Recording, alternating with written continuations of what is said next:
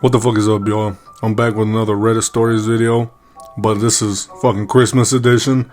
I was working on another one, but then I was like, you know what? Fuck it, I'm gonna do a seasonal one. So yeah, again, I hope y'all enjoy. I try to put a little bit more positive ones and like funny ones in here than like negative. Cause it's Christmas, so why the fuck would you want to hear negativity? You know what I'm saying? But let's get into the first story.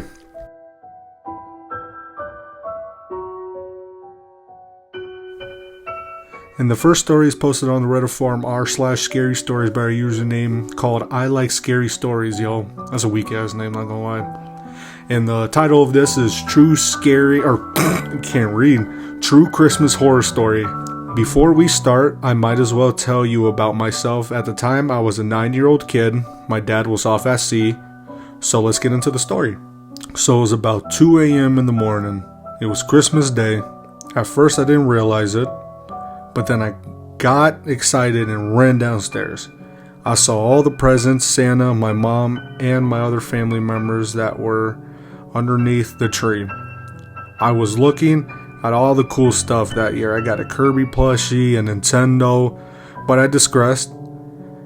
As I was looking at the presents, I heard a sound. Confused, I walked into the kitchen. That dang dog, I thought, but what was there was anything but my dog. It was a totally naked woman covered in dirt, had greasy hair.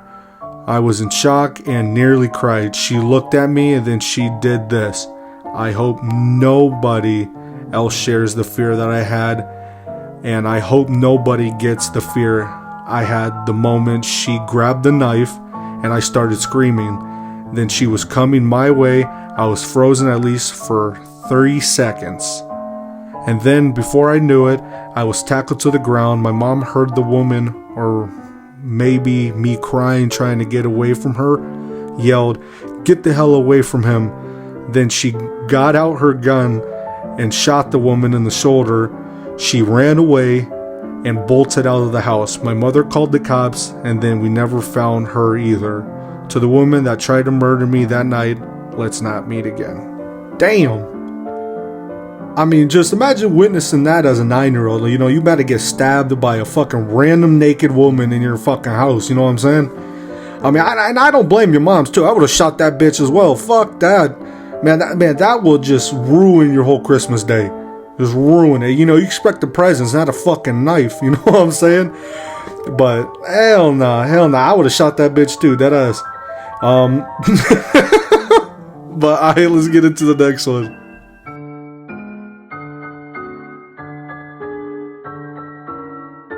This Reddit post was posted by a deleted user. I'm pretty sure it was posted on a forum. It was like, what's your Christmas story or something like that. But this user posted, I got one. My family only ever got one real tree. This is being my parents' first buying experience. They didn't know that you can get a slanted trunk that won't stay up. My dad realized that after attempting to get it up to stay multiple times. This was back then when he had less control over anger. My mom leaves the room for a bit, comes back to find he had chucked the tree off the balcony of the apartment. We've had the same fake tree my whole life. I get that shit can piss you off, but you really gotta throw the fucking tree off the balcony, off an apartment?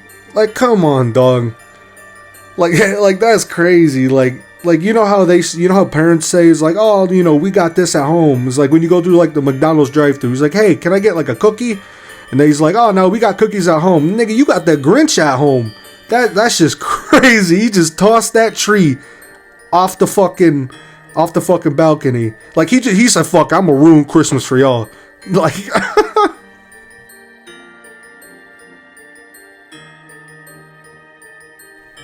This next story was posted on the Reddit forum Choosing Beggars by a username Rizzo1717. The title, Choosing Beggars, A Christmas Story. I work in public safety, and the toy program is a year-round effort that becomes the center of attention. This is the time of year, and in the weeks leading up to it, we have hundreds of volunteers collecting, sorting, and distributing toys. The metropolitan area near where I live has countless families, thousands, that rely on the generosity of the toy program to give their kids a memorable Christmas. Everything from Legos to bicycles, you name it, we got it. Yesterday I helped out with a toy distribution event at the local YMCA. When we arrived with the toys, the line of families was around the block. The families lined up, register at the door, and get wristbands, and then get free pizza, and each child gets 2 free toys selected for them based on gender/age, a free set of toy blocks, and a toothbrush, all donated, all organized by volunteers. It was a madhouse to be expected, but it was even worse by the parents who tried to finagle and argue about what toys their child got. My child doesn't like this, we want something else, and we already got 2 of those at home, I need you to exchange this, or you have Legos, I can see them play as day over there, my son wants that. We had a volunteer with a megaphone telling families they got what they got. They can't exchange what toy they were given. Once they got their toys, they need to move aside so more families could filter through the process. We had to remind parents, you're not shopping, you are receiving a donation. You can take it or you can leave it. You don't get exchanges. We had to remind parents, you're not shopping, you're receiving a donation. You can take it or you can leave it. You don't get exchanges. You guys, the level of attitude and disrespect, mostly parents, on some of these children was mind-blowing. These people are getting free shit and they want to sit here and argue about it. I expect a little bit of this, but not to this degree of how it happened. I would say the least half of the parents try to fight over free toys. The saying is true, no good deed goes unpunished. And then a Reddit user replied by the name of Pickled Weasel Nene, or Pickle Weasel Nene. It's a shame how people act, especially when an organization is trying to do so much for people. There's a church here that does a food drive during the holidays. You don't even have to prove income. You just show up and get food. That's it. People complain so much about the lines and quality of food. Usually they're given a canned ham instead of a regular ham. All kinds of hell gets raised. Some churches even go to the low-income neighborhoods and randomly leave food baskets on porches, and people still bitch about the canned ham. In all honesty, nothing pisses me off more than just ungrateful fucking people. I mean, these people are going out of their way to donate to your families and give your kids presents that y'all can't afford. I mean, there's nothing wrong with not being able to afford things, but it's the fact that y'all are bitching about what you are getting. Like, it's just beyond me. I just cannot stand ungrateful people and just the lack of respect and just human decency in general, you know? So it's just like, would y'all rather fucking starve? Or something? Like, you know, again, some of these people are taking their own time, volunteer work, and, you know, providing your guys' families, you know, shit because y'all can't afford it. And there's nothing wrong with, you know, not being able to afford anything, but it is a problem when you're bitching about something that you're not paying for, you know? So it's just, at the end, just shut the fuck up. I mean, just you get what you get. You know, you have to treat these people like actual children, especially these adults. Like, you know, you get what you get, you don't throw a fit, plain and simple. You know, I mean, if you really want to, you know, just bitch about it, leave the fucking thing. Like, I really don't know what else to tell these people. I mean, I just cannot stand ungrateful fucking people. I just can't stand it.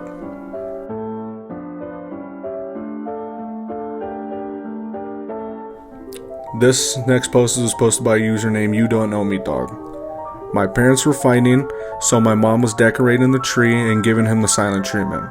While that was going on, my sister and I were fighting in the same room. I put my hands on the doorframe to brace for impact so I could kick her. She started slamming the door over and over with my thumb in the crack. My thumb ended up black and bloody.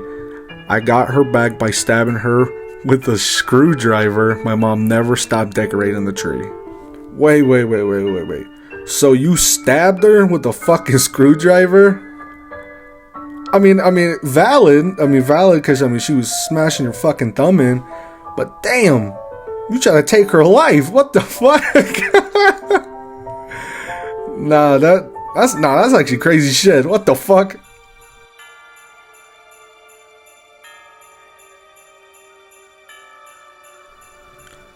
This next Reddit post was posted by a username Degenerate Button.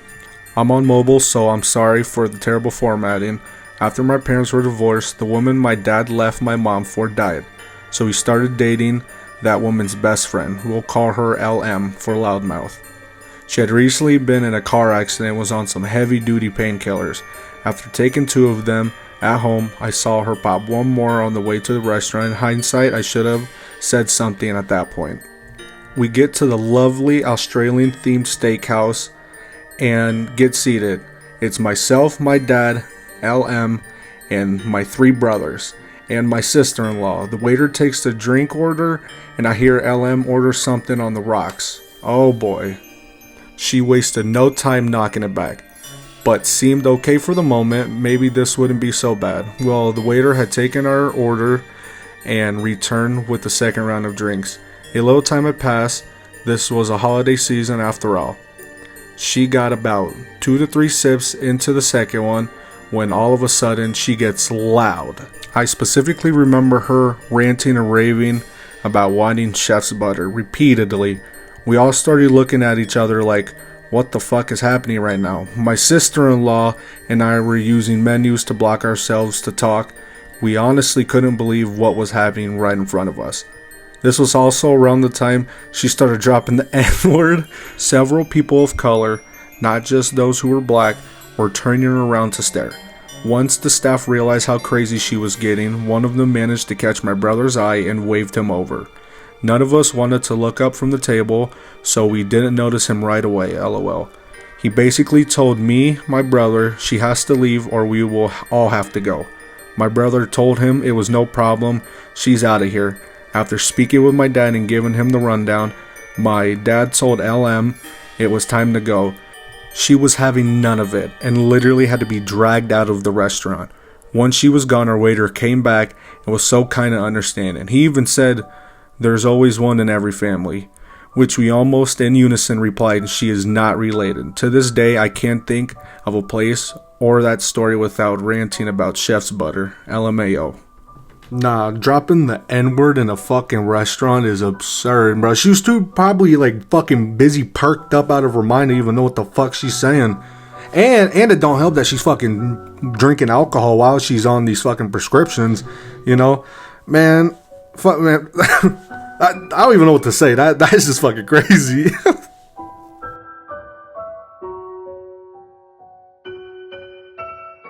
I figure I end this video on a positive note.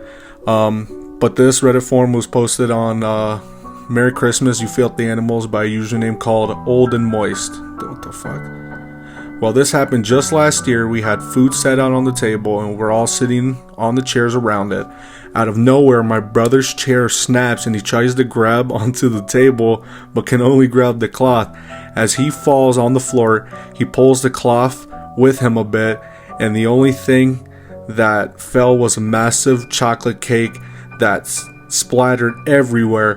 Everyone couldn't stop laughing. I hope you guys enjoyed this video. Again, this was a little bit different, you know, it was seasonal and whatnot. Even though Christmas was just a couple days ago, I'm kind of late on, you know, doing this and uploading it. But I hope y'all enjoy it, and let me know if y'all want to see more of seasonal ones or just more Reddit stories in general. But thank you guys so much. I hope y'all enjoy. Peace.